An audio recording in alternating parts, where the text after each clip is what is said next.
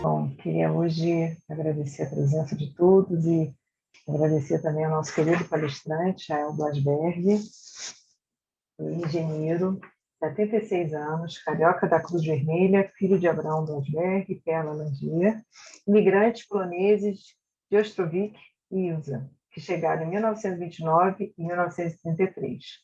Casado com a arquiteta Marlene Rubinstein, com quem tem 4 filhos e 9 netos. Foi diretor da Cidadania da Fies durante 5 gestões. Recebeu as ordens do Mérito da Defesa Naval, Militar e Aeronáutico e a Cruz do Combate polonês. Suas áreas de interesse são História, Genealogia e Polônia Judaica, a Shoah, Segunda Guerra Mundial e Estudos Brasileiros. Nós, de Segundas Intenções, eu, Suzana Venesby, Moisés Fuchs, Márcio Grosma, Beto Bockler, Joel Suzuki, estamos aqui agradecendo a presença de todos e desejando também um Shana Tová e um ano muito doce para todos e agradecendo novamente a presença de Israel Blasberg, que a gente hoje tem o prazer de ouvir. Muito obrigada. Boa noite a todos. É um grande prazer estar aqui. Queria agradecer aos organizadores pelo gentil convite e aos presentes pela participação, que muito me honra.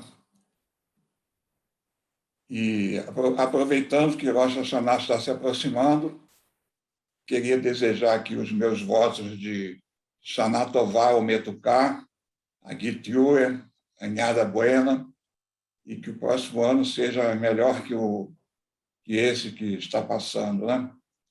E que traga aí só coisas boas para nós. Então, hoje eu vou falar aqui sobre o meu livro.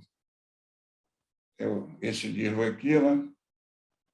É um livro muito grande e, logicamente, não vou poder falar tudo que tem nele. É um livro de quase 700 páginas. Então, vamos fazer assim, um resumo bem comprimido. Eu vou dividir a palestra em 5 itens. Então, já estamos começando no primeiro, que é a história militar judaica do Brasil.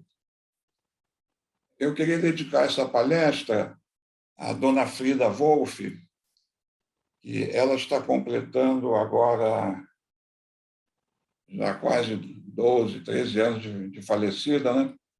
Ela teve uma vida longa, 97 anos, foi uma grande historiadora e foi a pioneira no estudo da participação dos judeus nas Forças Armadas Nacionais.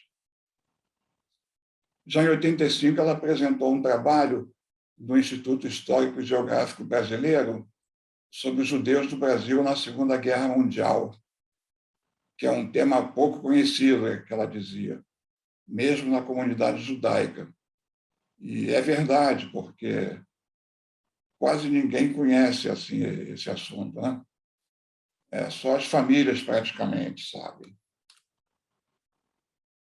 Em 99, já com 88 anos, ela já estava velhinha e ela editou o seu último livro. Ela e o marido, o Egon Wolff, eles escreveram cerca de 40 livros. E nesse último, que foi uma espécie de autobiografia, ela deixou uma mensagem na contracapa. E eu pensei aqui algumas palavras. Então, ela dizia: escrever sobre tantos coronéis e até generais judeus, depois de muito trabalho no arquivo histórico do Exército. Mas falta pesquisa, história oral, não sei se terei tempo. Realmente ela estava sendo premonitória, que ela não teve tempo de escrever um livro, de deixar trabalhos mais significativos. Ela tinha muita coisa anotada, mas não chegou a dar publicidade a esses escritos. E eu, então, aproveitei e alguns trabalhos dela, que estavam no arquivo histórico, e, a partir daí, nós demos aí um ponto de partida nos nossos trabalhos sobre o assunto. Uma grande oportunidade para escrever sobre esse tema foi a cerimônia que houve em maio de 2005, no Grande Templo Israelita. E talvez alguns de vocês tivessem assistido a essa cerimônia. Houve palestras, apresentações, participaram diversas personalidades. Então, o templo ficou assim completamente lotado, né? Coisa rara, né? Até a parte superior, lá no segundo andar, ficou cheia, né? Então, foram homenageados os 42 heróis brasileiros judeus da Segunda Guerra Mundial. Foi em 2005, nos 60 anos do término da Segunda Guerra Mundial. Então, antes tarde do que nunca, né? Até então, nunca tinha sido feita uma homenagem a esses heróis. E, a essa altura, só havia 13 vivos, né? Que eles compareceram, né? E os que já tinham falecido, as famílias receberam aí a homenagem, um diploma. Aqui está o Rabino Sobel, que ele veio especialmente de São Paulo, e diversas personalidades. Temos aqui o Jaime Gudel, Marcelo Tajiba, Israel Klabin, Rabino Sobel, e aqui o Marechal Levi Cardoso, em cadeira de rodas. Então, dá para ver que o templo estava completamente tomado. Até o terceiro andar tinha gente, né? Foi uma festa muito bonita. E aproveitando esse levantamento que nós fizemos, né? Que foi feito um grupo de trabalho da Bnei Brit, da Fierge, de outras entidades, e nós procuramos agulha no palheiro, né? Até achar os 42. Então, foram feitas entrevistas. Então, em 2008, 3 anos depois, eu escrevi esse livro, Soldados que Vieram de Longe, que contava essa história dos 42 heróis brasileiros que foram homenageados naquela noite. Esse livro foi traduzido para o espanhol, né? Lá na Argentina, a DAIA. A DAIA é a CONIB de lá, né? Então, fizeram a tradução e foi lançado na Embaixada do Brasil. Veio até o presidente da CONIB, o Fernando Lotenberg. E aqui na contracapa do livro tem uma carta que o Marechal Valdemar Levi Cardoso nos encaminhou, onde ele dizia que a mãe dele era seguidora da lei de Moisés. O tempo passou, então, em 2015, eu ampliei o escopo do trabalho. Aquele livro anterior, que tinha sido apenas sobre a guerra, né, Segunda Guerra, deu lugar ao Estrela de Davi no Cruzeiro do Sul. E, nesse livro, eu abrangi 5 séculos, né? É a presença judaica de Cabral ao Haiti. E por que esse nome? Eu coloquei aqui o Cruzeiro do Sul com uma estrelinha de Davi, né? Então, quer dizer que os judeus estão inseridos aqui na pátria, né? E também isso aqui tem um grande significado simbólico, porque o Cruzeiro do Sul foi descoberto por um cristão novo, um judeu, o mestre João. Então, quem diria, né? Tanto tempo passou e a descoberta de um irmão judeu ficou eternizada no nosso hino nacional, na bandeira nacional, no selo nacional, as armas da República, e na nossa mais elevada condecoração, que é a Ordem Nacional do Cruzeiro do Sul. Depois, com o auxílio do jovem cineasta Daniel Matarroque, a gente fez um DVD, é um curta documentário de 70 minutos, que resume mais ou menos o conteúdo do livro, né? E também foi feita uma edição em Israel, dos Soldados, que foi feito pela Yeshivá Sharei Binah, Sharei Da'at, que são 2 yeshivot de Jerusalém, eles gostaram do tema, né? E depois eu escrevi também outro livro, Herança Espiritual Judaica, né? Que são 45 breves narrativas. Esses livros foram lançados aí de norte a sul do Brasil e também em várias embaixadas brasileiras no exterior, menos em Lisboa, que em Lisboa foi na sinagoga. Então, aqui nós temos no Forte Copacabana o lançamento, né, com a presença de generais e pessoas importantes. Em Brasília, no Instituto Rio Branco, aqui compareceu também o Fernando Lotenberg. E aqui na Sinagoga de Manaus, que teve um grande apoio da Marinha, o almirante Sávio, né, que é o comandante do Distrito Naval. Aqui o doutor Isaac Dahan, que é o Shelir Tzibur, é o Razan lá da sinagoga, né? ele é major médico da Polícia Militar do Amazonas, e o engenheiro é o Davis Benzecri, que ele era o presidente do Centro Israelita do Amazonas, e ele foi também aluno do Colégio Militar. E lá ele recebeu o título de coronel-aluno, que ele foi o primeiro aluno do Colégio Militar de Manaus. Aqui foi em Petrópolis, Instituto Histórico de Petrópolis, aqui está o presidente, e o Rosh Yeshiva, o rabino Benjamini, da Yeshiva de Petrópolis. Aqui foi em Porto Alegre, né? E esse rabino é o filho do Rosh Yeshiva, lá em Porto Alegre. Também em Natal, com os Benei Anusim, e em Recife, na sinagoga Kahal Kadosh Tzur Israel, com o arqueólogo Marcos Albuquerque, que foi o responsável por revelar ao mundo a sinagoga, né? Ele é que fez a escavação arqueológica. E, além dos livros, eu tenho escrito também alguns artigos em revistas que sempre aparecem, né? Aqui na Menorá, do Ronaldo Gomlewski, o artigo de capa. E vocês podem obter todos esses livros, filmes e artigos nesses sites aqui. Alguns são pagos e outros são gratuitos, né? E eu estou fazendo então essa divulgação, porque o assunto é pouco conhecido. Além dos livros, quando eu estava na Fierj, nós também organizamos diversas comemorações, né? Em homenagem aos soldados brasileiros e judeus, né? Os pracinhas da FEB e os nossos heróis. Aqui o Yom HaShoah, aqui está a Lea Lozinski, o Jaime Salomão, Tenente Rosenthal, Sérgio Nisker, e aqui o general Maciel, né? Que ele foi adido em Israel e colaborou nesse evento. O seu lar está acendendo as 6 velas, né? O candelabro tem o formato do monumento, né? Que é esse formato aqui. Coroa de flores, então foi uma belíssima cerimônia, né? O diretor do monumento, várias autoridades, foi uma bonita festa. Então, agora já vamos para o capítulo 2. Vamos ver agora a nossa linha do tempo, né?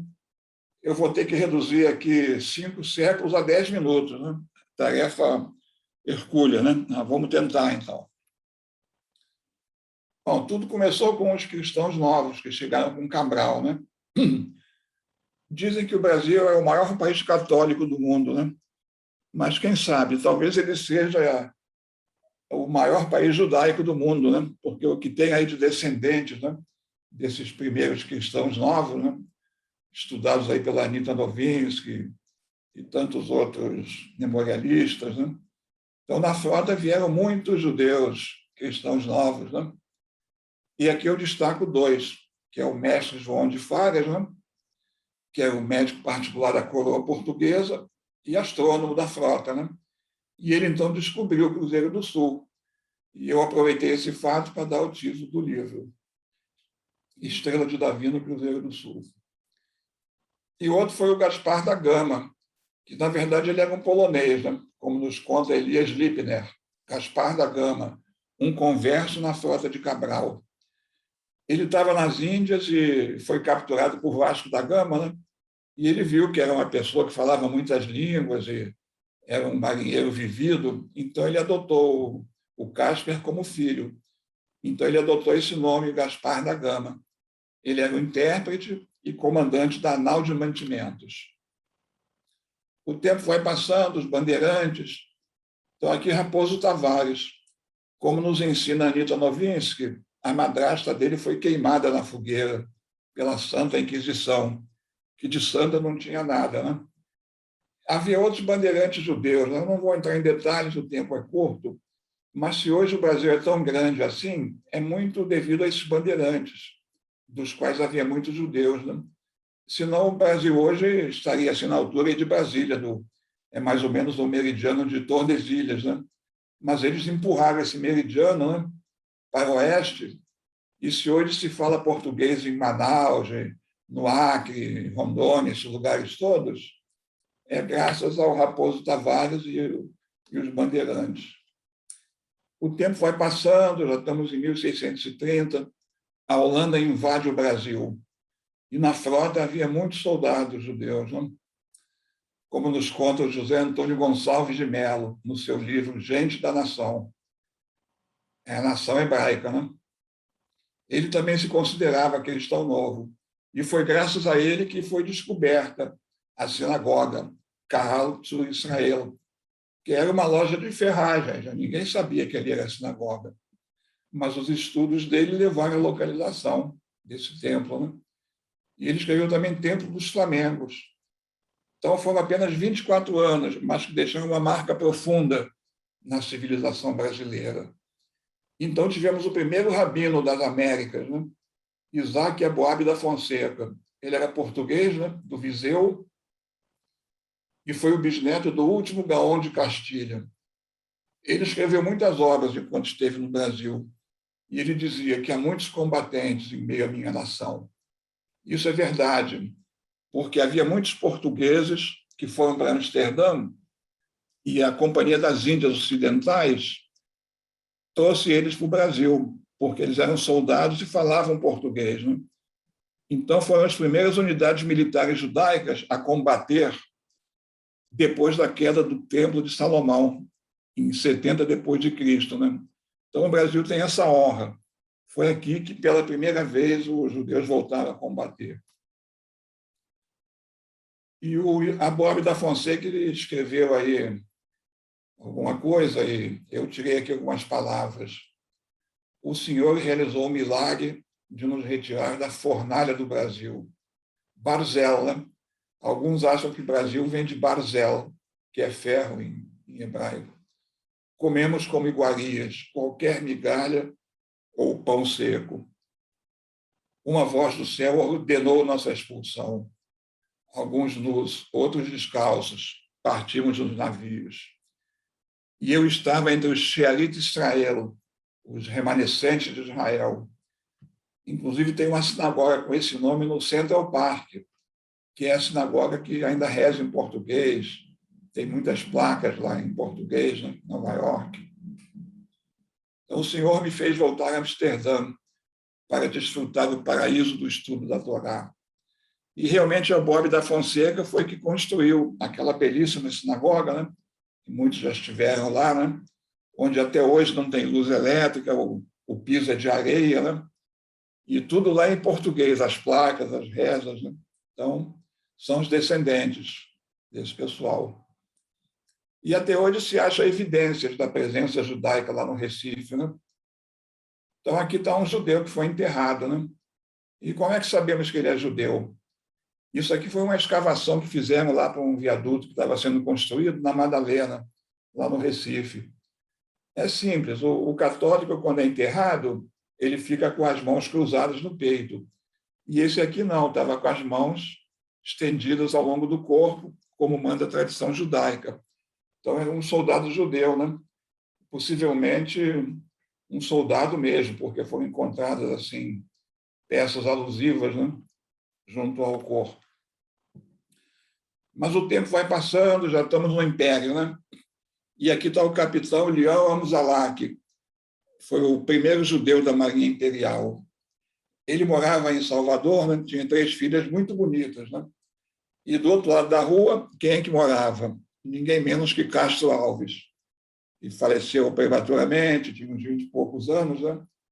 E ele se encantou pelas filhas do Leão, né? Especialmente pela Mary Roberta, né? Que é muito bonita, né? Realmente. E para ela ele dedicou um poema, é o famoso poema Hebreia, né? Que a gente ouve no Síbio, os Ângeles e Malarquines interpretam, né? Magnificamente esse poema. O tempo vai passando e vem aqui Dona Rosa da Fonseca, a Macabeia, a mãe dos 7 macabeus. Ela é a patrona do Exército Brasileiro, né? Da família militar, porque ela teve 7 filhos. Todos foram militares, vários marechais e generais. 2 morreram na Guerra do Paraguai. E dizia-se que eles eram judeus, que eram descendentes do Rabino Aboab. Descendentes não, eram parentes do Rabino Aboab da Fonseca. Porque o marido dela, o coronel Fonseca, talvez fosse parente do Rabino Aboab da Fonseca, né? Então, se isso for verdade, a gente já teve um presidente judeu e nem sabíamos, né? Está aqui o general Deodoro, é um dos macabeus. E temos também aqui o João Severiano, né? Que é o patrono do serviço de saúde. Ele era médico na Guerra do Paraguai. É o patrono dos médicos do Exército. E o nome dele é dado àquela rua onde fica a sinagoga da área, né? É Rua General Severiano, é ninguém mais do que esse macabeu. Coincidência, né? O tempo vai passando, Guarda Nacional em defesa do Império. E quem aparece comandando um batalhão? O tenente-coronel Francisco Leão Kohn. Kohn é Cohen. Ele era descendente, quer dizer, ele era filho do senhor Kohn, um inglês que veio para o Brasil com a abertura dos portos e se estabeleceu comercialmente no Rolo do Ouvidor. E o filho entrou para a Guarda Nacional e aqui ele está embarcando para a Guerra do Paraguai, no Arsenal de Marinha, né? Comandando o 1º Batalhão de Voluntários da Pátria. E o pai dele era muito amigo do imperador. E quem comparece para entregar a bandeira é o próprio imperador, Dom Pedro II, entregando o pavilhão nacional ao tenente-coronel Kohn. Ainda na Guarda Nacional, temos em Macapá, nos anos 1871, capitão Leão Zaguri. Aqui está o diploma dele, assinado pelo presidente Afonso Pena, de oficial da Guarda Nacional. E aqui temos o neto dele, que também se chama Leão Zaguri, e é um médico famoso, né? Médico de diabetes aqui no Rio de Janeiro. E continuando, na Polícia Militar do Rio Grande do Norte, tivemos também um cristão novo, Abdon Nunes de Carvalho. Ele descendia talvez daqueles holandeses, né? Daqueles judeus holandeses que se espalharam pelo Nordeste. E ele tanto se considerava que ele fez a circuncisão nele mesmo, né? E no filho. O filho está vivo até hoje, também é coronel da Polícia Militar, e ele frequenta a sinagoga lá em Natal e contribuiu muito financeiramente para construir a sinagoga. E chegamos, então, às vésperas da Segunda Guerra Mundial. O Brasil estava comprando aviões dos Estados Unidos e um deles estava fazendo aqui uma demonstração e havia 2 pessoas a bordo, o piloto de provas americano e o tenente Zipin Grinspoon. Infelizmente, houve uma falha mecânica e o avião caiu em cima de umas casas lá no Boulevard 28 de Setembro. Infelizmente, ambos morreram e a aeronáutica fez uma missa para o tenente Grinspoon na Santa Cruz dos Militares. Então, já estamos indo para o nosso 3º capítulo, né? Os soldados brasileiros judeus da Segunda Guerra Mundial, que eu acho isso importantíssimo, né? Que os judeus lutaram lado a lado contra os nazistas. Nós tivemos um total de cerca de 51 judeus. Ao longo dos anos, aqueles 42, eu descobri mais alguns, e ainda tem muito mais, né, que precisam ser pesquisados. E eu aqui digo a mesma coisa que a Frida Wolf disse, né? Não sei se terei o tempo necessário. Né? Então, alguém tem que pegar essa bandeira e continuar estudando isso. Né? Então, só na FEB tivemos 30 soldados judeus. Parece pouco, mas é muito, né? Porque naquela época era a geração de imigrantes que não podiam servir o exército. Só os filhos é que podiam. Né? E naquela época tinha 40 mil judeus em 40 milhões de brasileiros, ou seja, 1 para 1000. Quer dizer, na FEB, pela proporção, deveria ter 25 soldados judeus, mas tinha 30, né? Ou mais, né? Que ainda vão ser descobertos. Tinha 7 que ficaram aqui em Fernando de Noronha, Recife, 10 nas Marinhas, né? E 4 na Força Aérea. Eles eram pouco conhecidos, né? Praticamente só a família sabia, e a primeira vez que eles foram conhecidos, divulgados, foi aquela cerimônia de 2005, né? No Grande Templo. Mesmo assim, eles se tornaram grandes heróis e ganharam medalhas valiosas, né? A Silver Star, Cruz de Combate, todos eles ganharam medalhas. Eram nascidos no Brasil, mas os pais vinham de países assim, Marrocos, Turquia, Polônia, e tinha desde soldado a marechal, né? Que é o Marechal Levi Cardoso. E todos expostos ao duplo perigo, o inerente a uma guerra e porque eram judeus, né? Se fossem capturados, não tinha nada de Convenção de Genebra, não. Era execução sumária, como aconteceu com os prisioneiros judeus russos, americanos, infelizmente. Chegamos, então, a 42. A Alemanha nazista manda os submarinos afundar nossos navios aqui na costa, né? Esses infames nazistas afundaram mais de 30 navios brasileiros, né? Porque o Brasil estava ajudando o esforço aliado. O Brasil não tinha defesa contra eles, né? É um país pobre, país rural, e os U-boats eram uma arma poderosa, a arma submarina era uma coisa nova, não havia defesa contra eles. Resultado, em apenas 3 dias de agosto, um único submarino, o U-507, do capitão de fragata Raio Chats, ele afundou 5 navios, né? Um total de 607 mortos. Então, imagina a tragédia, né? Os corpos começaram a chegar na praia, né? E havia alguns que tinham sido parcialmente devorados pelos tubarões, foi uma coisa horrível, né? E tudo isso ordenado pelo Karl Dönitz, o grande almirante criminoso de guerra, né? Foi julgado em Nuremberg. Infelizmente, ele foi condenado a apenas 10 anos, né? Absurdo. E ele acabou sendo solto e morreu de velhice, na casa dele, lá na Alemanha. E aqui no Brasil o povo ficou revoltado, né? Foi todo mundo para as ruas pedir que o Brasil declarasse guerra contra a Alemanha e a Itália. Isso foi feito, né? E o Brasil mandou 25 homens e 70 enfermeiras para a Itália, né? Chegamos em Nápoles e combatemos aqui no norte da Itália, chegando até Milão. Aqui estão as tropas chegando em Nápoles, né? Então a cobra fumou, né? Está escrito aqui, a cobra está fumando. Era um clima diferente do que a gente estava acostumado, né? E esse foi um dos invernos mais fortes que houve na Itália nos últimos anos. Houve combates intensos, combates urbanos, e os brasileiros eram muito bem recebidos pela população. E aqui uma foto emblemática. Esse aqui é o general Otto Fretter Pico, né? Um nazista, que veio se render às tropas brasileiras com uma divisão de infantaria inteira da Wehrmacht, com mais de 16 mil homens. Então, acabou a guerra para eles, né? Aqui estão os nazistas, né? Os super-homens arianos, já todos sem aquele orgulho prussiano, com a mão no bolso, olhando para o lado, boné torto. E quem está tomando conta? É um dos nossos soldados bem brasileiros. Então, assim acabou o delírio nazista, né? As filas de prisioneiros. E esse foi o preço da vitória, né? Foram 500 mortos e 2.500 feridos. E muitos tiveram que ser levados de avião para os Estados Unidos, porque não havia tratamento no Brasil naquela época. Os soldados judeus, nós tivemos oficiais da ativa, né? Do Realengo, e soldados oficiais formados no CPOR, né? Todos esses já falecidos. O único vivo é o tenente Rosenthal, né? Que está com 101 anos. Tivemos também sargentos, cabos e soldados, de soldado a marechal, né? E 2 faleceram em combate, né? Um foi esse rapaz aqui, nem é rapaz, é um menino, né? Com 18 anos.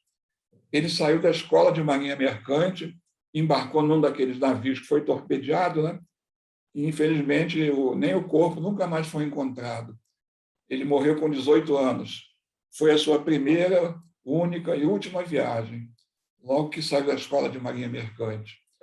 Ele nem teve um túmulo, né? Porque o túmulo do marinheiro é o mar. Aqui estão só os que morreram na Itália.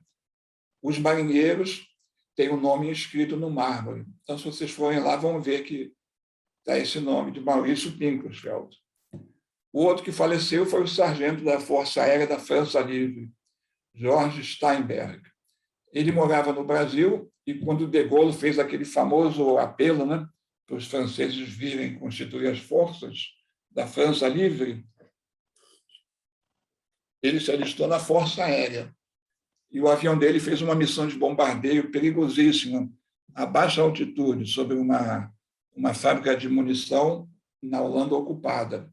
O avião foi abatido pela artilharia antiaérea e ele passou assim décadas com uma cruz enterrada aqui como se fosse católico, né? até que a família conseguiu trocar a cruz por uma estrela de Davi, e essas são as sobrinhas dele. Né? E aqui temos o tenente de artilharia Salih Scheinferber. Ele capturou aqui uma companhia de nazistas, né? Está levando eles presos, e ele trouxe lá essa bandeira, que está até hoje no museu, lá em Barueri, na unidade onde ele serviu. Aqui temos o capitão de artilharia Samuel Kisses, que ele comandou uma das unidades mais poderosas da FEB, a segunda bateria do 4º Grupo 155. A família Kisses ela tem muitos rabinos, é uma família tradicional da Bessarábia, e tem milhares de descendentes. E todo ano eles se reúnem nos Estados Unidos. E certamente vocês conhecem a deputada federal Bia Kisses, né? Que é neta do capitão, que mais tarde general Samuel Kisses, né? Em sua homenagem, a sala do curso de artilharia da Escola de Aperfeiçoamento de Oficiais recebeu o nome honrado, Sala General Kisses, e aqui está a filha dele e uma das netas, né? Que vieram lá no dia da inauguração. Aqui os irmãos Shaon são muito parecidos, né? Os pais vieram de Rhodes e Izmir. Eles moravam lá no centro da cidade, na Rua do Riachuelo. Então, o coronel Alberto Shaon, ele se casou fardado, né? Embaixo da Rupá. E aqui temos o irmão dele, o Moisés Shaon, cadete do Realengo. Então, ele está aqui, é o último aqui do lado esquerdo, né? Ele é o mais alto, né? E foi muito difícil eles entrarem, porque naquela época o general Dutra proibiu a entrada de judeus na escola militar. Só que a mãe deles era costureira do general, esqueci o nome, era um general importante, e ele conseguiu que os irmãos Shaon fossem admitidos. Porque geralmente os judeus ficavam no exame médico. Né? E aqui está o tenente Moisés, desfilando aqui em Florianópolis. E aqui vocês conhecem, está aqui o Moisés Shaon, e esse é o tenente-coronel Castelo Branco, né? Que um dia seria o marechal presidente do Brasil. Ele também se casou, Moisés Shaon, e aqui ele está já né, veterano, né, no Monumento às Pracinhas, faleceu prematuramente, coitado. Então, aqui saiu no Jornal do Brasil a mãe deles, Matilde Shaon Gamal, dizendo aí que os dois estão na Itália e que ela poderia ter escolhido apenas um para ir e o outro para ficar. Mas não, ela quis que os dois fossem. Marechal Levi foi um general importantíssimo do Exército Brasileiro, né? Um dos poucos que chegaram a marechal. Então, ele está aqui naquela cerimônia de 2005. Né? Aqui está o Rui Schneider, o presidente do templo, Marcelo Tagiba, Arnaldo Nisquier, Osias Wurman, Israel Klabin, o ministro Valdemar Schweiter. Aqui temos também o general Isaac Naum. Eles eram primos, né? Descendiam de famílias marroquinas. E o general Naum quase que foi presidente, porque ele estava na lista tríplice que o alto comando escolheu o presidente da República. Só que o escolhido foi o general Garrastazu Médici. Então, perdemos aí uma oportunidade de ter um judeu como presidente da República. Então, aqui ele está numa cerimônia, né? Aqui está o coronel Salih Scheinferber, e aqui na parada de 7 de setembro, o Sérgio Nisker. Quando ele faleceu, com 108 anos, o jornal Maariv fez uma reportagem contando a história da vida dele. E agora vamos falar um pouco dos intelectuais da FEB, dos artistas, dos pensadores, né? Que a FEB não era só soldados, parcinhos, né? Teve muita gente famosa. Então, Carlos Cria era um rapazinho, 18 anos, de Santa Maria, né?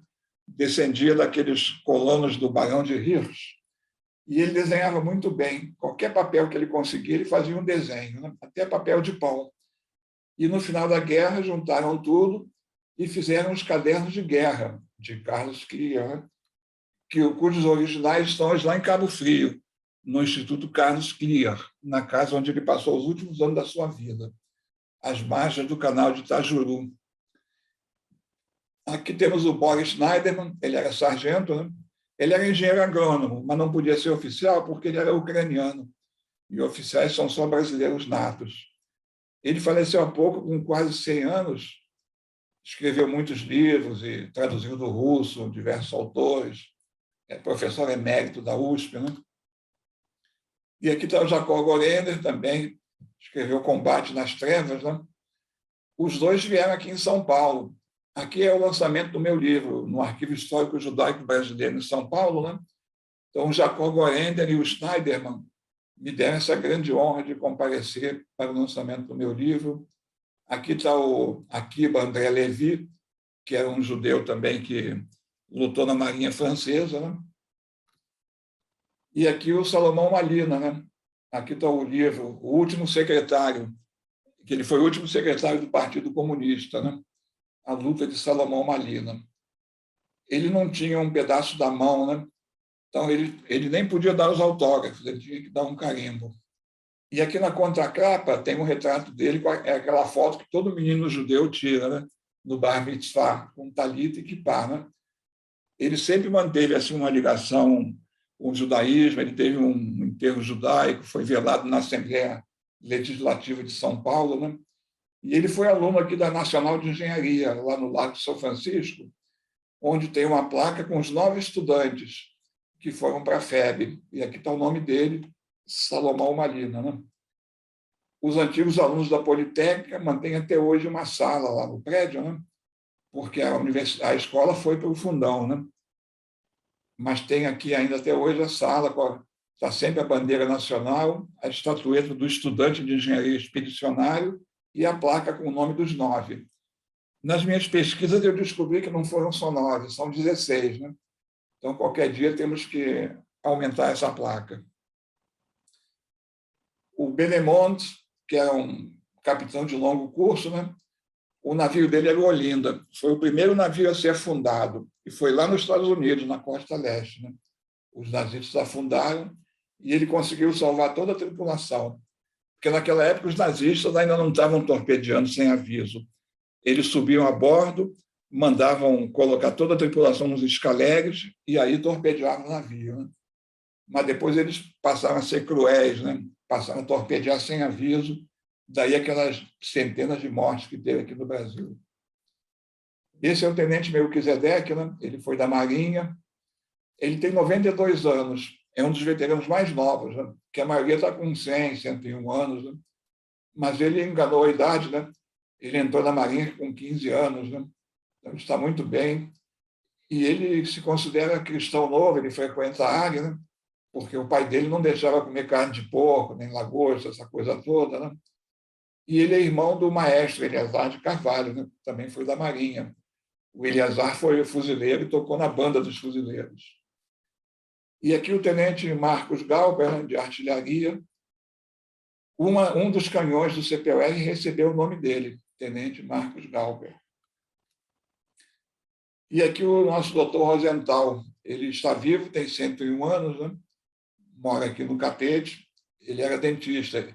Ele era tenente de infantaria, mas devido à escassez de dentista, ele era recém-formado e foi convocado para atender aí os soldados, né? Porque um soldado com um canal aficionado é um soldado a menos, né? Aqui está o doutor Rosenthal, em Jaraguá do Sul, onde houve um encontro dos veteranos, né? Jaraguá do Sul foi a maior cidade integralista do Brasil, né? Mas hoje as coisas mudaram. E aqui está o doutor Rosenthal, com o coronel Germano Américo, e graças a ele que nós conseguimos colocar no Monumento dos Pracinhas aquela estrela de Davi, né? A Sarita Schaffel está nos assistindo, ela conhece essa história. Aqui o veterano, não, o sobrevivente, Alexandre Henrique Lax. Ele não foi soldado, mas lutou à sua maneira, né? Resistindo nos campos de concentração para sair vivo de lá. E ele era muito ligado à Casa da FEB, estava sempre lá fazendo palestras, usava as medalhas que ele recebeu. E aqui está o saudoso senhor Lax, né? Sempre com um sorriso, com o nosso presidente da Casa da FEB, o general Rosendo. E fechando essa parte da Segunda Guerra Mundial, eu queria mostrar essa foto, que é de um Seder de Pesach, né? É lá em Natal, no Rio Grande do Norte. E vocês estão vendo que há muitos soldados, né? Porque Natal foi o trampolim da vitória, né? Os aviões não tinham autonomia para ir dos Estados Unidos para a Europa direto. eles tinham que parar em algum lugar, né? E esse lugar foi Natal. Então, no Seder, essa família judaica lá que Natal tinha uma comunidade importante, né? Tinha sinagoga. Então, vieram muitos soldados que eles convidaram para o Seder. E um deles se encantou por essa mocinha aqui, né? Então, resultado, eles se casaram e viveram felizes para sempre, né? Eles moravam aqui no Rio, né? É uma família conhecida aí que eram ligados lá à sinagoga do Rabino Bonner e faleceram aí há poucos anos, né? Bom, agora eu queria falar um pouco sobre o general Mark Clark. Já estamos nos dirigindo para o final da palestra, né? Esse é o capítulo 4, falta mais um só. Então, o general Mark Clark, ele era judeu, pouca gente sabe disso. Comandante do 5º Exército Americano na Itália. O 5º Exército foi que libertou a Itália, né? E a FEB, né? A nossa Força Expedicionária Brasileira, era comandada por um judeu, né? Poucos sabem disso. Inclusive, meu próximo livro vai ser sobre o general Mark Clark. E ele comandava, além da FEB, o 1º Corpo Blindado, a Divisão Blindada Sul-Africana, a 92 de Infantaria Americana, que era a Divisão Búfalo, era uma divisão só de soldados negros, mas os oficiais eram brancos. E eles ficavam perplexos, vendo como no Brasil, na FEB, não havia isso, né? Era todo mundo preto, branco, judeu, tudo junto e misturado. E lá não, né? Então, era uma vergonha, mas aconteceu. E tinha também a 10ª Divisão de Montanha, né? Que eram soldados especializados em combate na neve, né? E a 85 Infantaria. Bom, quem ainda tem dúvidas se o general Clark era judeu ou não, é só olhar para o retrato dele, né? Confere. Olha aqui o nariz. Então, o general Clark era filho de um oficial americano, Charles Clark, que se casou com uma moça judia, Rebecca Ezekiels. E ela era descendente de judeus holandeses. Então, pela tradição judaica, o Mark Clark é judeu, né? Embora ele tivesse renunciado, né? Ele foi batizado na igreja episcopal, porque quando ele foi fazer o curso em West Point, ele era cadete na escola militar americana, né? E ele logo viu que, como judeu, ele não teria muita chance de progredir. Naquela época, os judeus e negros eram perseguidos, né, lá nos Estados Unidos, principalmente na academia militar, onde dificilmente entrava algum negro. Os judeus ainda conseguiam, né? Então, ele resolveu se passar para o lado episcopal e a história mostrou que ele tinha razão. Realmente, ele conseguiu ser um dos generais mais importantes dos Estados Unidos, né? E os pais estão sepultados aqui no cemitério nacional de Arlington. Já, o pai dele já era coronel de infantaria, né? Então faleceram aí há poucos anos, relativamente. Esse é o avô do general Mark Clark, que é o Mark Ezekiels. Era o pai da Rebecca, né? E mãe do general. Ele era um judeu holandês, né? A esposa também. E eles estão sepultados no cemitério Bnei Israel, lá nos Estados Unidos, o que é mais uma amostra de que realmente eles eram bons judeus. E o general Mark Clark, então, era neto e filho de judeus.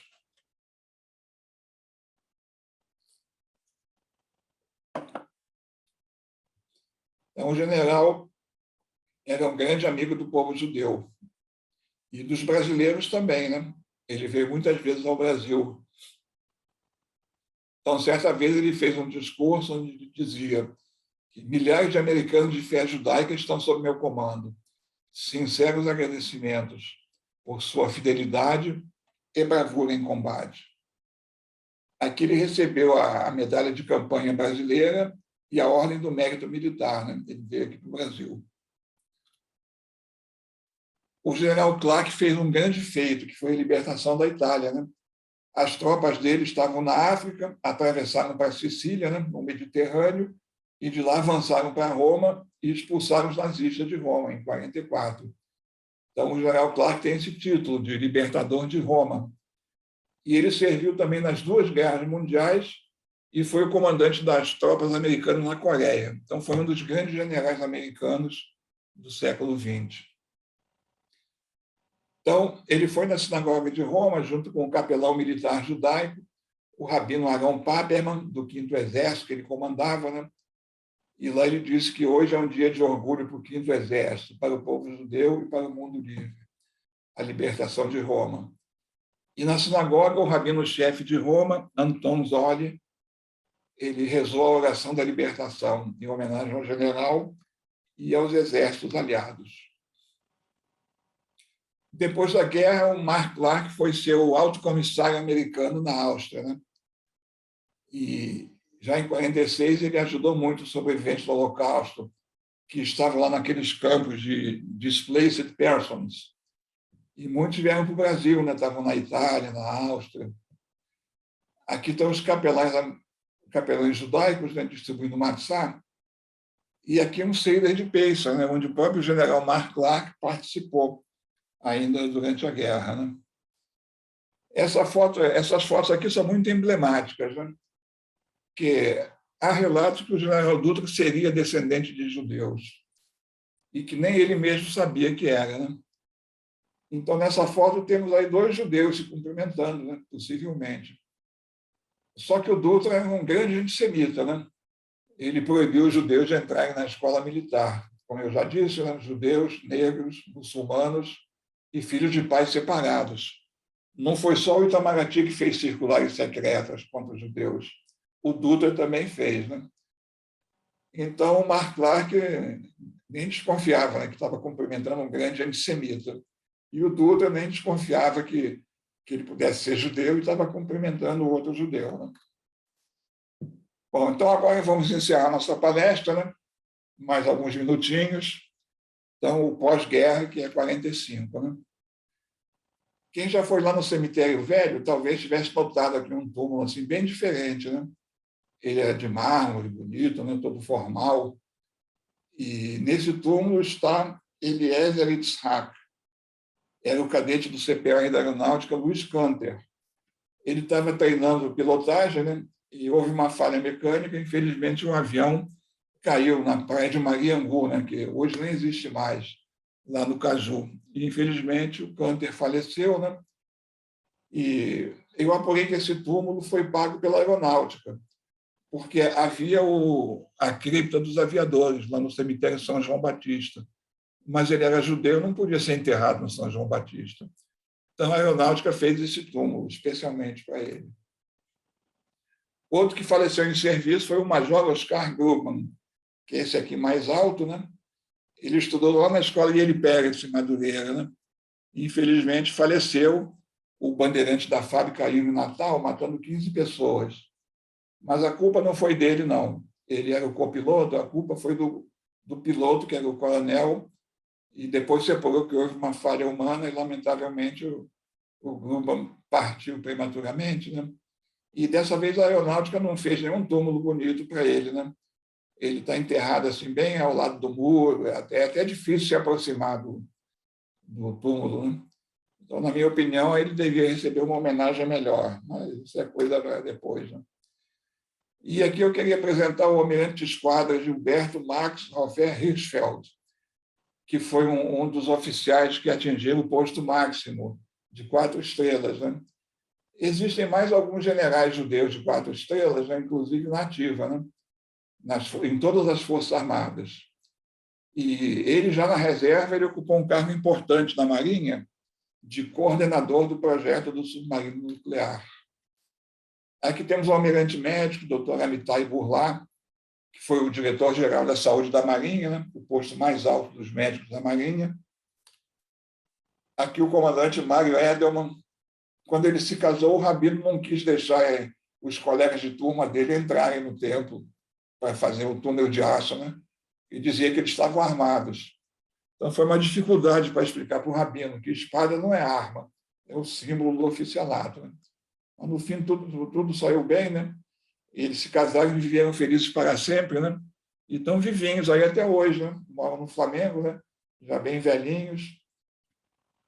Inclusive, tem uma montanha lá na Antártida com o nome dele, porque ele era hidrógrafo e serviu lá na Argentina e homenagearam ele com o nome desse Monte Edelman. Esse todos conhecem, né? Mas poucos sabem que ele foi um tenente da Marinha, né? Fez o CIORM, Arnaldo Bisquier.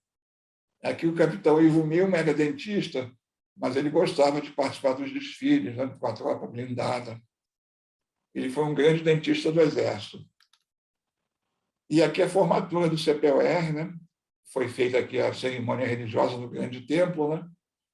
Aqui é o saudoso Aaron Felberg, né? Coronel dentista, na época era capitão. E aqui, quando o CPOR faz algumas festas, sempre aparecem diversos antigos alunos judeus, né? Samuel Strick, Tenente Rosenthal, que é o ex-aluno mais antigo do CPOR, ainda vivo, né? E aqui está o Ibrahim Dahab. Esse é o Denis Benzekri, de Manaus, né? Que ele serviu no Batalhão de Infantaria de Selva. E aqui temos os saudosos Miro, presidente do CIB, né? Altamiro Zimmerfogel, também fez CPOR, o coronel, dentista, Aaron Felberg, Samuel Stiglitz. E esse aqui eu esqueci o nome dele, mas ele foi presidente da ARI e ele faleceu há pouco de Covid no ano passado, né? Quando faleceu, ele era presidente da Câmara de Comércio Brasil e Israel. E aqui a doutora Natasha, né, que estava no Haiti, agora ela já é major, né, uma médica do Exército. Doutor Miguel Grinspan, muitos conhecem, né?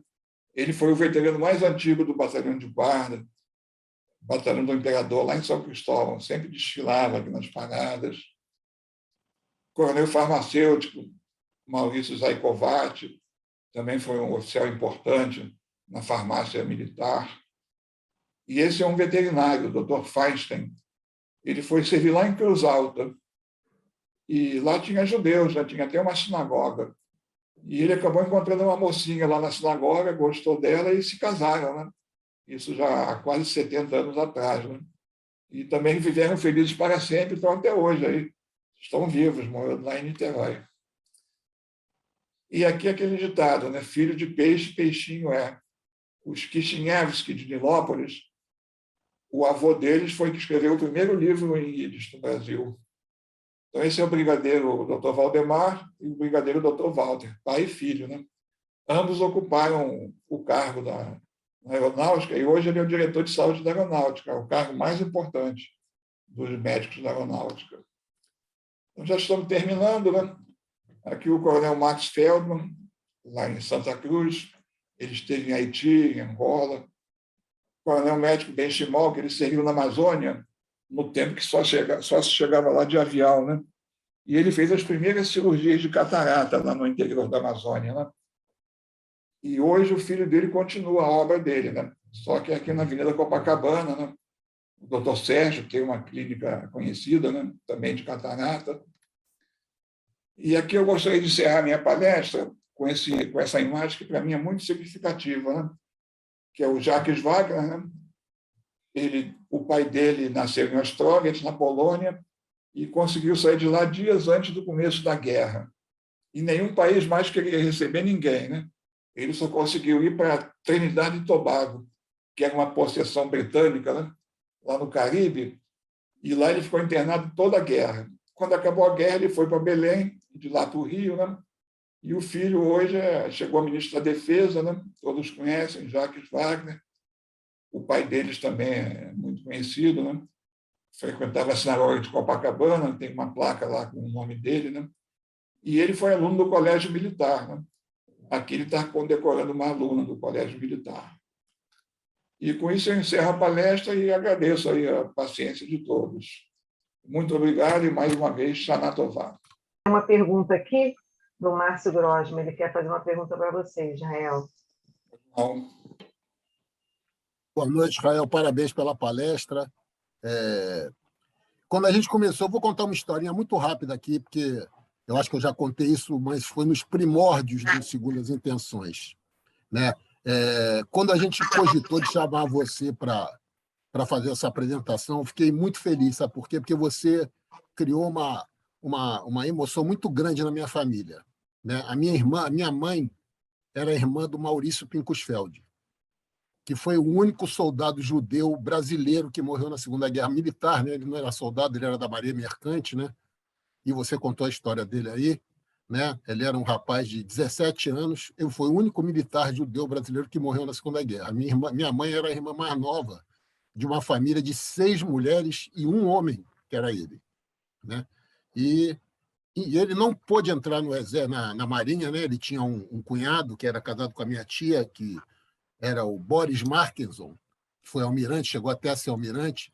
E como meu avô tinha perdido o emprego porque ele era contador do Banco Alemão no Brasil, a família estava em muita dificuldade e eles queriam uma carreira que pudesse gerar alguma receita para a família. E o general Dutra não deixou ele entrar na Marinha de Guerra do Brasil porque ele era judeu, né? Ele era um grande antissemita mesmo. E aí ele foi para a Marinha Mercante, né? E como ele foi ser comissário de um navio muito pequeno, né? Que era esse navio que chamava Aníbal Benévolo, né? Que era uma corveta de transporte de pessoas que vinham da Bahia para o Rio de Janeiro. Era aqueles retirantes nordestinos que iam nesses barcos. E nessa semana, né? Que foi a segunda semana de agosto de 42, esse submarino alemão afundou, se eu não me engano, 7 navios nas costas do Brasil. E um deles foi esse Aníbal Benévolo, que estava nas costas de Sergipe. Ele estava vindo de Salvador para o Rio de Janeiro, passando em Sergipe, e o navio dele foi afundado. Ele tinha 17 anos de idade. Era a segunda viagem dele. Você falou que era a primeira, mas era a segunda viagem que ele fazia na Marinha Mercante do Brasil. E isso foi um trauma absurdo na minha família, né? Eu não era nem nascido ainda, mas acabou com a vida da família, né? Porque era o único filho homem que morreu de uma família de 6 pessoas, de 6 mulheres, né? E e você fez essa homenagem em 2005 e a minha mãe foi que botou a coroa de flores lá do soldado desconhecido lá dos pracinhas, né? E ela ficou super emocionada, eu estou me lembrando disso agora. E foi uma cerimônia depois no templo também.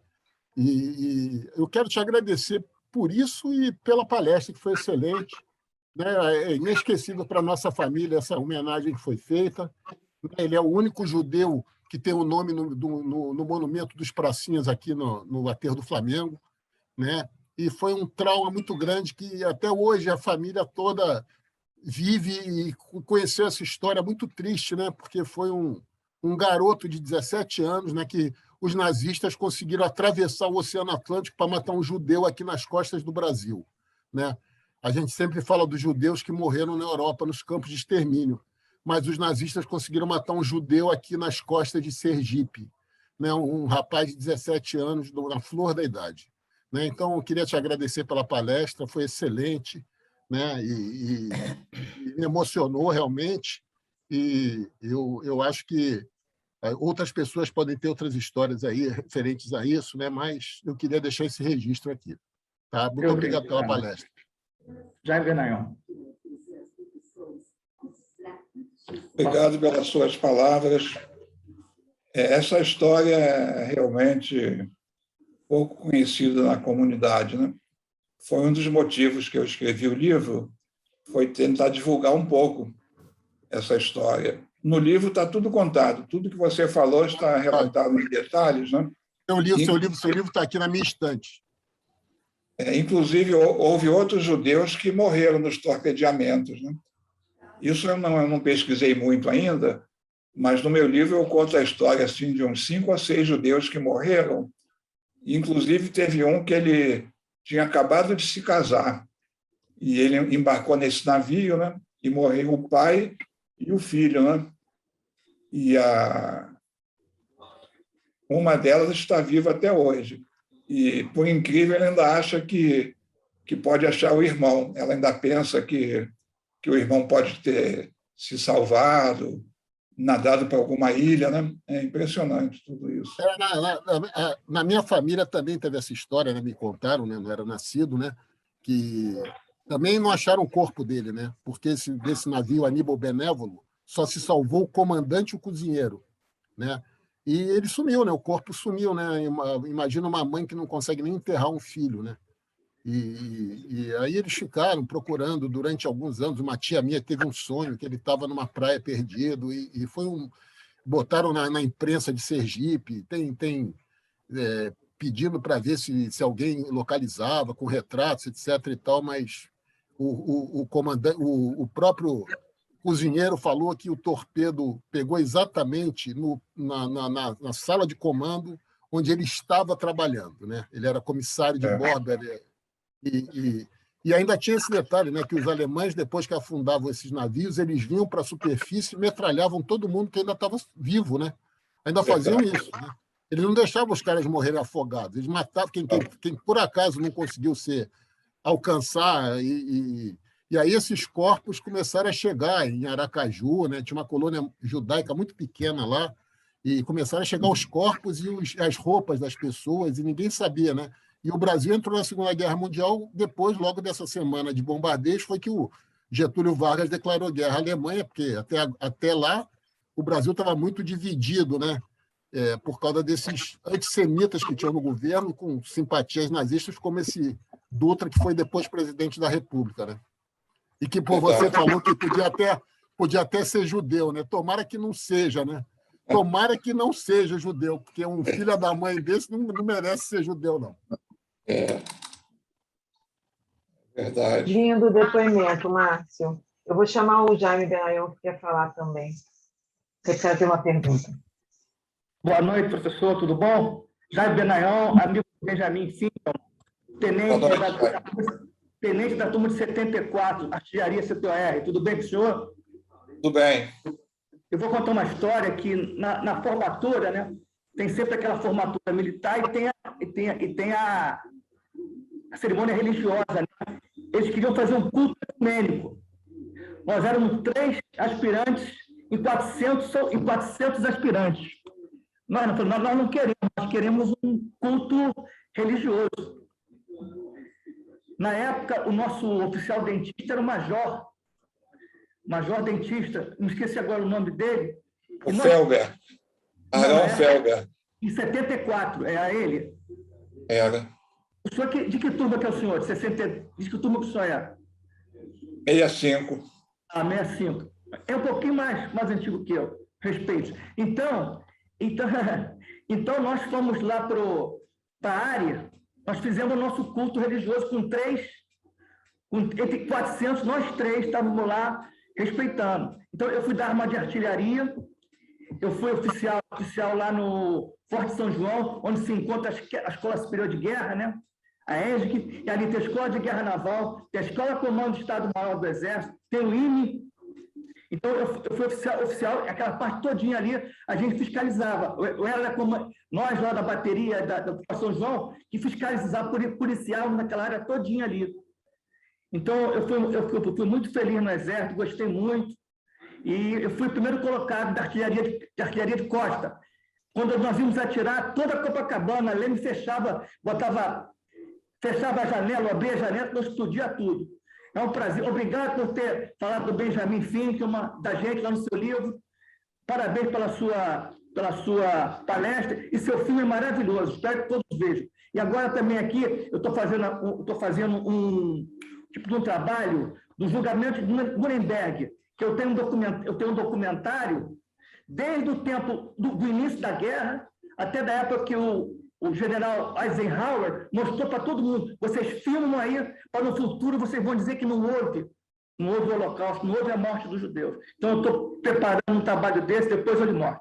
Boa noite, obrigado a todos. Boa noite. Obrigada, Jaime. Vou chamar a Rai agora. Boa noite a todos, boa noite, Israel. A sua pesquisa deve ter sido muito difícil, né, de conseguir, porque faltam dados, né? A história não registra isso.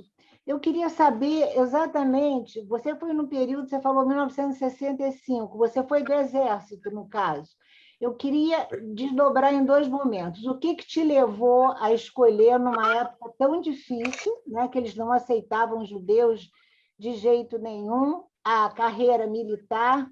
E por que agora que as coisas estão abertas em relação a isso, eles eu acho que não existe nenhuma proibição a questão de ser judeu para entrar em Forças Armadas. A procura é mínima. Você entendeu a minha pergunta? Entendi. O que te levou numa época tão difícil e agora, exatamente o contrário, não existe praticamente, existe muito pouca procura em relação às Forças Armadas, às três. Eu estou falando indistintamente. Eu não diria que existe pouca procura. Existem muitos judeus nas três forças, mas eles estão ocultos, né? Não gostam muito de se expor, mas continua de soldado a general, tem muitos judeus. Como sempre teve, né? E o que me levou a me apresentar como voluntário para o Exército é que eu era assim, gostava de acampamentos e passeios, né? Eu era do Betar, né? Fazia muitos passeios lá no domingo, Pico da Tijuca, e eu achava que no Exército ia ser assim, né? Foi um comportamento lúdico. E também o meu pai me incentivou, porque o meu pai tinha uma lojinha lá em Campinho, onde a gente morava, né? Tinha muitos fregueses militares, e ele achava que eu devia servir o Exército como assim, um dever de patriotismo, para retribuir ao Brasil, né? O que ele recebeu de ser acolhido tão bem aqui, né? Então, foi uma mistura de um espírito aventureiro com o desejo do meu pai, né? Só que quando eu cheguei lá no Exército não era nada disso, né? Tinha que ralar muito, né? Não era um passeio. Mas eu fiquei lá esses 2 anos, né? E gostei, né? Até hoje tenho amigos daquela época. E depois eu fiz um estágio de 3 meses no Forte Copacabana, né? E aí encerrou a minha carreira militar, né? Que foram uns 2 ou 3 anos, e foi uma experiência interessante, né? Agora, eu já peguei... Você sofreu antissemitismo? Não, nunca. Até hoje eu nunca vi nada de antissemitismo nas Forças Armadas, contra mim ou contra quem quer que seja, né? Agora, eu já peguei uma época que os judeus não estavam mais presentes assim com força, né? Não. Porque nos anos 40, na época da guerra, nos anos 50, e aqui tem gente assistindo a palestra que viveu essa época e pode confirmar, os judeus entravam em peso no CPUR, né? E mesmo na tropa, como soldados, né? E os melhores iam para o CPUR. Havia uma certa tradição não escrita, né? Que os melhores alunos judeus iam para o Pedro II e depois iam para Nacional de Engenharia, Nacional de Medicina, Nacional de Direito, e muitos faziam junto o CPUR, né? Tinha muita gente assim conhecida que fez o CPUR, né? O Jacó Steinberg, da Servento, que eu lembro agora, muitos nomes estão todos no meu livro, né? Mas com o tempo isso sumiu. E de algumas décadas para cá já não há mais judeus no CPUR nem na tropa. Só na Academia Militar das Agulhas Negras, na Escola Naval e na Escola de Aeronáutica que os judeus entram, né? E sargentos também tem muito poucos. Mas a tradição que começou com Cabral, né? Com Gaspar da Gama e com o mestre João de Faras, né? Que passou aí pelo Brasil holandês, pelo Brasil imperial, continua até hoje nessas escolas militares, né? Só não tem mais na tropa e no CPUR. E eu acho isso um erro.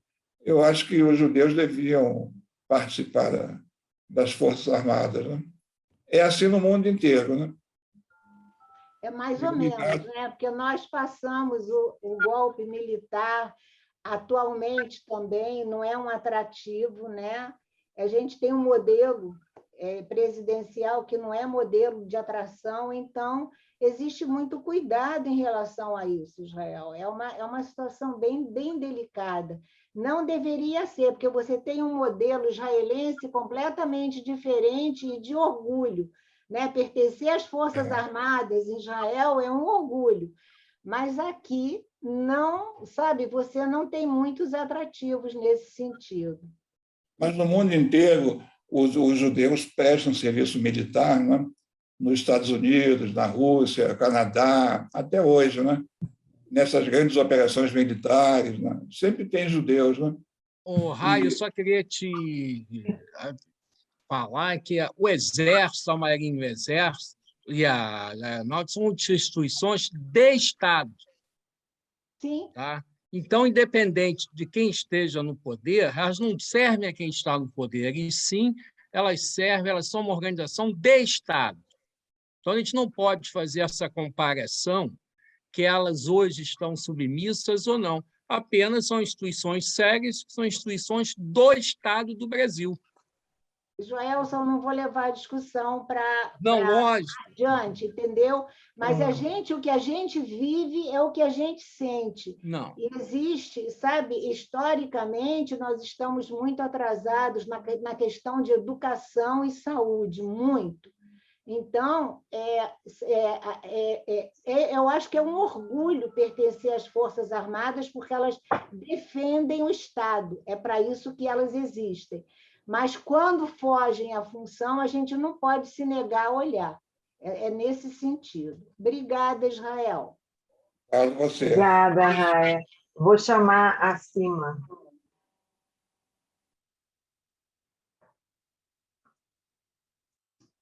Cima?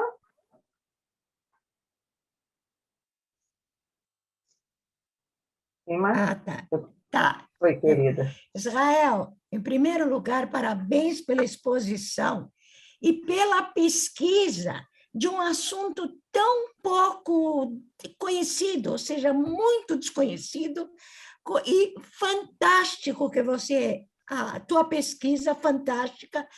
Você levou, eu queria saber o seguinte, primeiro, levou muito tempo para você fazer, e segundo, o que é que te levou? Foi curiosidade a fazer essa pesquisa ou algum motivo especial? Fora o fato de você, lógico, ter sido militar. Não levou muito tempo, porque na época eu trabalhava, né? Hoje eu estou aposentado, né?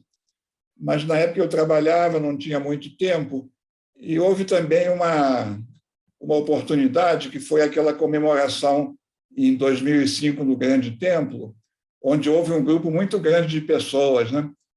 Comandado pelo Samuel Benoliel, tinha Ana Bentes Bloch também, tinha aquele que eu falei, que havia várias pessoas, umas 10, 20 pessoas, Nelson Menda, e nós então começamos a procurar os veteranos judeus e a gente preenchia uma ficha sobre eles e fazia entrevistas. Então, esse material depois ficou disponível. E eu vi aí a chance de escrever alguma coisa, né? Então, daí nasceu esse livro, que foi se não tivesse havido essa solenidade, acho que o livro não teria saído, né? Mas como houve... Parabéns, viu? Maravilhoso. Parabéns mesmo. Obrigada. E também o trabalho da dona Frida Wolff, que ela não chegou a concluir assim nada, ficou tudo escrito à mão, e eu também aproveitei assim material que ela pesquisou, né? Só que a letrinha dela, só ela entendia, né? Esse material você obteve lá no arquivo, né? No Arquivo Judaico Brasileiro, aqui de São Paulo. Isso, eu me lembro quando foi comentado, que eu também faço parte do arquivo, eu me lembro quando foi comentado sobre esses documentos da Frida, do marido. Parabéns, viu? Muito legal. Obrigado. Parabéns. Obrigada, Cima. Vou chamar a Anne, por favor. Boa noite a todos, senhor Israel. Querida. Oi, boa noite. Aproveito também para desejar Shana Tová a todos e agradecer a Segundas Intenções por sempre trazer temas tão pertinentes e tão especiais. Hoje, agradeço ao senhor Israel por uma apresentação muito, muito enriquecedora. Agradeço a pesquisa de um tema pouquíssimo explorado e pouco divulgado. E agora eu pergunto para o senhor quais são suas próximas pesquisas. Eu acredito que o senhor deva ficar no mesmo tema e aprofundar um pouquinho mais. Quais são? Já dê um docinho para a gente, para aguardarmos. Eu agora estou aposentado já. Este ano eu completei 10 anos de aposentado. Então eu achei, bom, quando eu me aposentar eu vou ter tempo para tudo, vou escrever livros à vontade. Mas acabou que a aposentadoria é ilusão. O aposentado tem menos tempo do que quando estava na ativa, né? É verdade.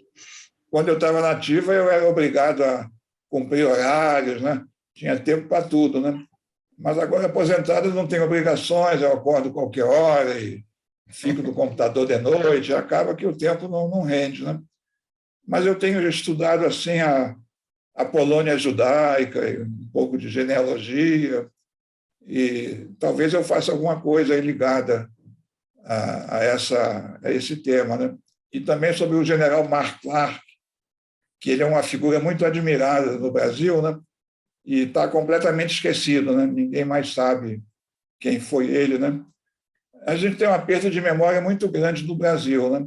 E nesses assuntos de militares judeus, ela é maior ainda, né? Então, se Deus ajudar, talvez eu contribua aí um pouco nessa área, né? Mas isso é tudo coisa de engenheiro, né? Eu não faço assim pesquisas assim muito extensivas. Eu sou engenheiro e vou assim escrevendo o que eu consigo. E acho que o resultado. O que eu posso dizer é que eu fiquei feliz quando o senhor disse: eu ainda não fiz isso. Então, eu ainda vou pesquisar sobre isso. Então, eu fico feliz. Nós temos ainda muito o que ver nas suas produções. O que nós pudermos ajudar, vamos ajudando. Eu estou sempre acumulando materiais que aparecem, né, sobre soldados judeus. Eu tenho um arquivo aí que eu poderia fazer um novo livro com esses complementos, né? A gente descobre muita coisa, né? Até eu faço um pedido, quem tiver assim, eu vi no chat que muita gente citou aí parentes e amigos que serviram às Forças Armadas, né? Se alguém tiver algum elemento aí novo, se puder me encaminhar, eu agradeço. É fácil me achar no Google. Deixa o seu e-mail. Obrigada, Anne. Oi, desculpa, Moisés, você ia falar alguma coisa? Se ele quiser, ele deixa o e-mail dele no chat. Tá, vou deixar. Ótimo. E deixa o seu Facebook também, o Israel. Tá. Anne, obrigada pela participação diretamente de Manaus, né, querida? Obrigada. Vou chamar o Zeca para fazer uma pergunta.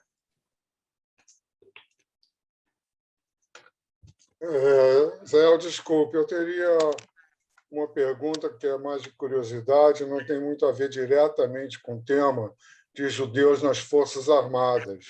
É sobre o andamento da guerra. Posso perguntar sobre isso ou não? Pode, claro. O Brasil participou somente do problema de Monte Castelo e teve outras batalhas também. E qual foi o tempo que o Brasil participou, do dia do embarque ao dia do retorno? Bom, o Brasil ficou aproximadamente 1 ano, não chegou a completar 1 ano, né, na Itália. E as 3 principais batalhas foram Monte Castelo, né, Montese e a captura da 148ª Divisão de Infantaria Alemã. Porque Monte Castelo era uma colina, né, era um morro, né, não muito alto, mas ele era uma porta de entrada para o norte da Itália, era a linha gótica. E os alemães estavam lá em cima, né? Então, era um clássico da literatura, né? O inimigo está lá no alto do morro, né? E quem sobe está levando bala, né? É muito difícil você conquistar um morro assim. Então, foi uma batalha que muitos brasileiros morreram, né? E, graças a isso, foi aberto o caminho para o norte da Itália, né? E Montese também foi uma batalha urbana muito sangrenta, né? E a captura da divisão de infantaria alemã, que tinha quase a mesma quantidade de soldados que a FEB, também foi um ato importante. Então, foram 3 atos importantes da FEB, né? Agora, a FEB levou 2 anos. Desde que houve os torpedeamentos até que desembarcou na Itália, o Brasil precisou de 2 anos para colocar todos esses homens lá. Foi uma tarefa muito difícil, né? Porque o Brasil era um país rural, não tinha indústria, não tinha estradas. Hoje mesmo seria uma tarefa, assim, quase uma missão milagrosa, né? Colocar 25 mil homens do outro lado do mundo, né? Atravessar o oceano, hoje mesmo seria um desafio logístico enorme, né? Então, o Brasil teve aí uma participação importante naquele teatro de operações da Itália, né? Lógico que não foi assim uma grande participação a nível da guerra, né? Mas naquele microcosmo ali da Itália foi importante. Tanto é que até hoje os italianos comemoram essas datas de Monte Castelo e Montese, e até hoje tem gente lá que agradece os brasileiros por ter libertado aquela região da Itália, né? Eles diziam que os americanos, quando sobrava comida, eles davam para os italianos. Os ingleses nem davam nada que sobrava. Eles enterravam, então queimavam a comida para não propagar doenças. E os brasileiros não. Eles tiravam da boca deles, da própria ração, tiravam a comida e davam para os italianos. Então, os brasileiros até hoje são muito lembrados lá na Itália.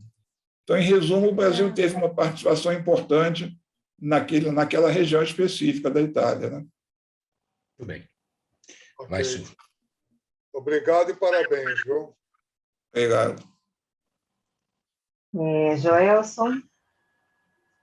Primeiro, eu queria só fazer uma observação que eu defendo instituições de Estado fortes, funcionando, independentes. O segundo, gostaria de parabenizá-lo pela sua palestra, muito boa. Eu acho que a lembrança do casal Wolff foi muito oportuna. Foi um casal realmente de estudiosos que merecem ser sempre lembrados. Segundo, é mostrar que nós, judeus, participamos de todas as instituições da vida nacional. E é muito importante a gente ter consciência disso, que nós, como comunidade, participamos da vida nacional em todos os setores. E, por último, eu fiquei muito curioso quando o senhor falou sobre o Marechal Deodoro, as raízes judaicas dele. O senhor poderia falar mais alguma coisa? Bom, tudo isso está no terreno das hipóteses, né? Sim. Hoje em dia tem aí descendentes do Marechal Deodoro, né? E eu conversei com a trineta, ou tataraneta dele, né? Que ela mora aqui no Rio, e ela me disse que a família acha que eles são parentes do Rabino Aboab da Fonseca, mas não há nada assim científico que comprove, né? Há apenas pistas e suposições, né? Que hoje em dia está na moda querer ser judeu, né? Tem muita gente aí que quer tirar passaporte português, e tem aí genealogistas que traçam essas árvores dos Bnei Anusim, né? Agora, existem algumas pistas assim mais quentes. Por exemplo, o José Antônio Gonçalves de Melo, que ele se considerava cristão novo, e ele foi um grande escritor e grande pesquisador pernambucano, né? Ele estudou muito a guerra entre o Brasil, entre Portugal e a Holanda, né? Ele, inclusive, recebeu condecorações da Rainha Juliana, ele fez um trabalho muito bom, né? E ele dizia que o avô dele, quando visitava o Marechal Deodoro, eles se tratavam de primos. Então, se eles eram primos, e se o José Gonçalves de Melo tinha assim, quase certeza que era cristão novo, então o primo Marechal Deodoro também seria cristão novo, né? Então, é um trabalho aí para ser investigado, né? Obrigado. Vou chamar o Carlos também, que tinha pedido fazer uma pergunta. Carlos?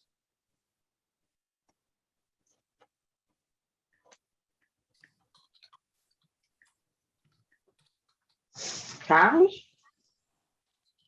Carlos Schlesinger, cadê o Carlos? Estava aqui agora. Carlos Schlesinger? Carlos? Ele aparecer, rapidinho, uma Ele já saiu. Jaime, você quer fazer de novo outra pergunta? Você tinha levantado a mão? Só uma intervenção rapidinha para o esclarecimento. Aliás, antes de mais nada, boa noite a todos, não tinha falado, né? Shana Tová a todos, o Metuká. Uma coisa, aqui no Brasil, todos os homens brasileiros, principalmente em destaque, são obrigados a servir o Exército. Então, a gente pode prorrogar, entrar na faculdade, fazer prova lá para o CPR, foi o meu caso, né? Então, eu não servia na tropa, eu servia na Escola de Oficiais do Exército, e no ano de 1974, 75, um momento difícil que o Brasil... Mas a gente não entrava nesse mérito, não. A gente queria estudar, queria se formar. O que aconteceu? Não tinha nenhum tipo de discriminação, pelo muito contrário, tinha oficiais judeus, né, que eu dentista, e nós nos damos muito bem lá com toda a tropa, não tinha problema. E perguntando ao professor Israel Plasberg, que nós temos uma pessoa muito agradável aqui na comunidade, que é a Ana Bentes Bloch, porque eu sou do Pará, eu acho que o General Bentes também é do Pará. Gostaria, o que o senhor tem a falar do General Bentes para a gente? O General Bentes foi um grande homem, né? Foi um grande judeu, ele era religioso, e ele conseguiu passar todo o período dele no Exército obedecendo a Kashrut, e era Shomer Shabbat, e colaborou muito aqui com a sinagoga Shel Gemilut Hassadim. E ele foi um dos responsáveis pela obtenção da área onde hoje está o cemitério do Caju, porque o prefeito Ângelo Mendes de Moraes, que era general, né, era casado com uma sefaradi também, lá da área, né, lá do Pará. E o general escreveu muitos livros, né, de Jerusalém. Foi candidato a presidente, ele. Não sabia. Foi. Pelo MDB. MDB, perfeito, Joelson. Não. Espera aí, você está falando do general Euler Bentes Monteiro? Euler Bentes. Não, estou falando sobre Euler Bentes. Não, eu estou falando sobre o general Abraão Ramiro Bentes, que é o pai da Ana Bentes Bloch, né? Mas esse Euler Bentes era judeu ou não? A Ana Bentes me disse que todos os Bentes são do mesmo ramo. Eles descendem lá daquele primeiro Bentes que veio do Marrocos. A maioria se afastou do judaísmo, né? Foi perdendo contato. Então, qualquer um que tem esse nome Bentes, provavelmente lá atrás tem aí um tataravô judeu, né? Por isso que eu digo que o Brasil não é a maior nação católica do mundo, é a maior nação judaica. Essa é boa. Essa nós vamos incorporar ao Segundas Intenções.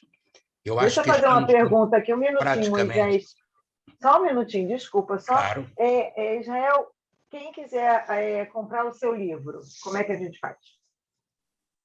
É só colocar no Google, que vai aparecer diversos sites onde ele pode ser baixado gratuitamente. Agora, se quiser comprar em papel, tem na Livraria Sefer e tem também na Livraria da Travessa. Ou, se quiser, pode me mandar um e-mail que eu dou um jeito também. O meu e-mail está no chat. Maravilha. Muitíssimo obrigada. Mandem rápido, que vai se esgotar, hein? Opa, depois dessa vai, não tenha depois dúvida. Dessa palestra, com certeza. Depois não tenha dúvida. Agora você manda com autógrafo. Em Israel, você manda com autógrafo.